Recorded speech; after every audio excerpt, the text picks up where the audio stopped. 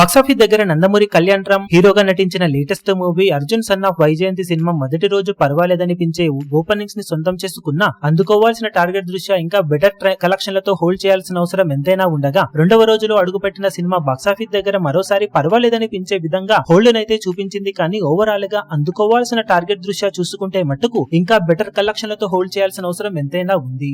Morning మ్యాట్నింగ్ షోలకు పర్వాలేదనిపించే విధమైన openings ని నమోదు చేసిన ఈ సినిమా ఈవినింగ్ అండ్ నైట్ షోలకు వచ్చేసరికి కొంచెం గ్రోత్ అయితే చూపించింది. కానీ అది మరీ అనుకున్న రేంజ్ లో అయితే లేదు. ఉన్నంతలో పర్వాలేదనిపించే విధమైన ట్రెండ్ ను చూపెడుతూ మొదటి రోజుతో పోల్చితే డ్రాప్స్ 20-25% వరకు ఉండగా ఓవరాల్ గా బాక్సాఫీస్ దగ్గర సినిమా సెకండ్ డే హోల్డ్ ను బట్టి చూస్తూ ఉంటే తెలుగు రాష్ట్రాలలో అటు ఇటుగా 1.5 కోటి నుండి 1.7 కోట్ల మధ్యలో షేర్ అందుకునే అవకాశం అయితే కనిపిస్తూ ఉంది.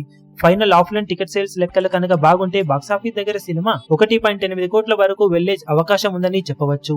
ఇక వరల్డ్ వైడ్ గా బాక్సాఫీస్ దగ్గర సినిమా 2 కోట్ల రేంజ్ కు అటు ఇటుగా షేర్ అందుకునే అవకాశం అయితే కనిపిస్తూ ఉంది.